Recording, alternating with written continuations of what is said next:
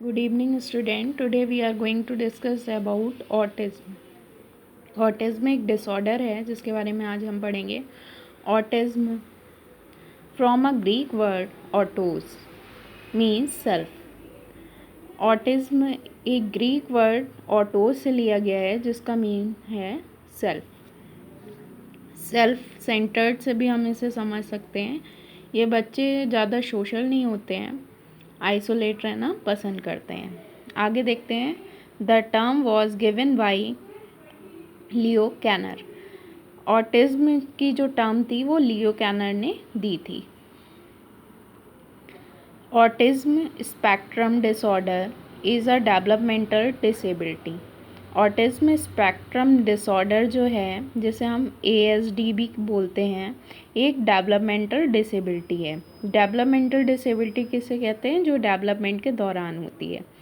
Development के time जो development जब होना चाहिए वो डेवलपमेंट उस टाइम नहीं होता है, जिसकी वजह से उनमें कुछ डिसेबिलिटी होती है जो कि इसमें एक बैरियर का काम करती हैं. अब देखते हैं कि डेवलपमेंटल डिसेबिलिटी कौन कौन सी हैं. ये डेवलपमेंटल जो डिसेबिलिटी होती हैं ये पूरी तरीके से क्योर नहीं की जा सकती. इनमें कुछ इम्प्रूवमेंट तो किया जा सकता है पर ये पूरी तरीके से ठीक नहीं हो सकती हैं. अब देखते हैं डेवलपमेंटल डिसेबिलिटी क्या है हमारी. Attention deficit hyper activity disorder. Next है हमारी cerebral palsy and intellectual disability. Cerebral palsy के बारे में हम पढ़ चुके हैं. इंटेलेक्चुअल डिसेबिलिटी जितनी भी होती हैं वो भी हमारी डेवलपमेंटल डिसेबिलिटी होती हैं. Hearing loss and vision impairment. Visual impairment या विज़न इम्पेयरमेंट भी हमारा इंटेलेक्चुअल डिसेबिलिटी में या डेवलपमेंटल डिसेबिलिटी में आता है. Language and speech disorder.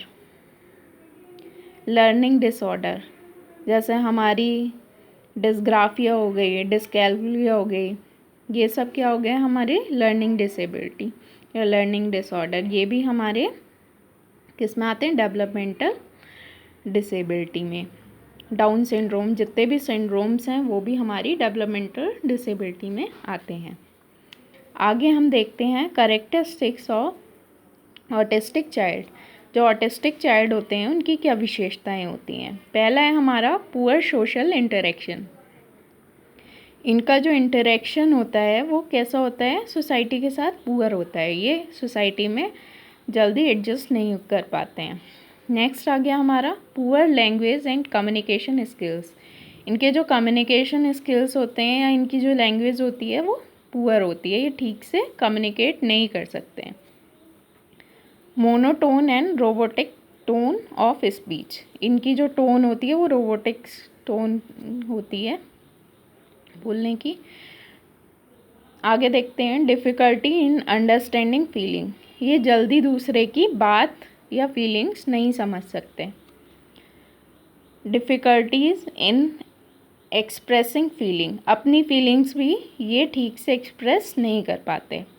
Next आ जाता है अनयूजुअल बॉडी लैंग्वेज. इनकी जो बॉडी लैंग्वेज होती है वो यूजुअल नहीं होती, सामान्य होती है, असमान होती है. Terrible with eye contact. ये ना तो किसी से आई कांटेक्ट कर पाते हैं ना इनको किसी से आई कांटेक्ट करना पसंद होता है. अब आगे देखते हैं लेट डेवलपमेंट ऑफ स्पीच. इनकी जो स्पीच डेवलपमेंट होता है वो लेट होता है या डिले होता है. नेक्स्ट आ गया हमारा फिक्सेशन ऑन वन सब्जेक्ट. अगर एक सब्जेक्ट पढ़ रहे हैं तो उसी को बार बार पढ़ते रहेंगे, ऐसा इनके साथ होता है. Not responding to their name. इनका नाम लेने पर ये कुछ भी रिस्पॉन्ड नहीं करते हैं. Repetitive behaviour. अगर एक काम कर रहे हैं तो बार बार वही काम करते चले जा रहे हैं तो इनका बिहेवियर कैसा होता है? रिपीटेटिव होता है. Busy with only one toy. ये पूरे दिन एक ही टॉय के साथ खेलते हुए रह सकते हैं. अब टीचिंग या एजुकेशनल मेथड कौन से होते हैं जिससे इनमें कुछ इम्प्रूवमेंट किया जा सकता है. पहला आ गया हमारा ABA अप्लाइड बिहेवियर एनालिसिस। इसमें क्या होता है, हम देखते हैं desire behaviour is reinforce and reward. Reinforcement की हम किसी चीज़ को मोटिवेट करने के लिए बार बार उसको क्या कर रहे हैं, मोटिवेट कर रहे हैं या रिवॉर्ड दे रहे हैं, तो वो बच्चे उस एक्टिविटी को बार बार परफॉर्म करेंगे। मतलब अगर किसी एक्टिविटी पे इनको मोटिवेट करा जाए, रिवॉर्ड दिया जाए, तो ये उसको बार बार परफॉर्म कर सकते हैं। दूसरा आ गया हमारा skills broken down into small steps.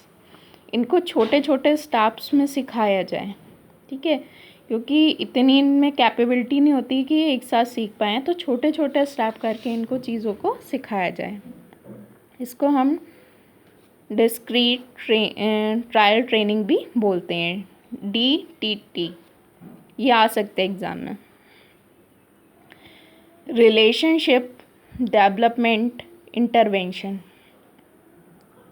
इसको हम RDI भी बोलते हैं, is a parent based clinical treatment. ये पेरेंट्स पर बेस्ड क्लिनिकल ट्रीटमेंट है, जो कि पेरेंट्स को बताया जाता है कि वो ऐसे बच्चों को कैसे ट्रीट करें, कैसा बिहेवियर उनके साथ करें।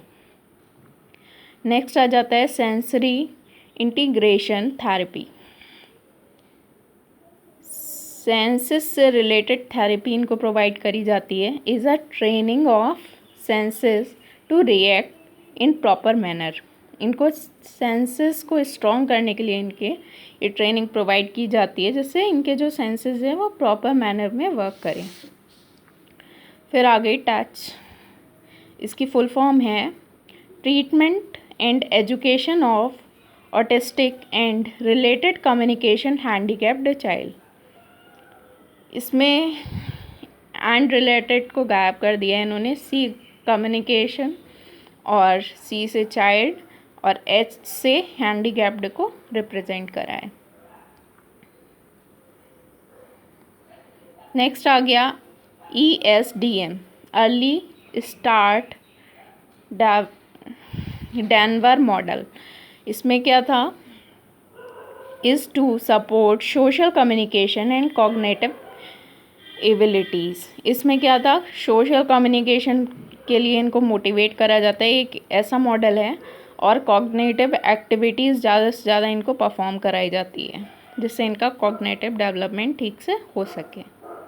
नेक्स्ट आ जाता है स्पीच थेरेपी और वर्बल बिहेवियर थेरेपी। इनको स्पीच थेरेपी प्रोवाइड की जाती है, जिससे जो स्पीच डिसऑर्डर है उसमें कुछ इम्प्रूवमेंट आए, और वर्बल बिहेवियर थेरेपी प्रोवाइड की जाती है।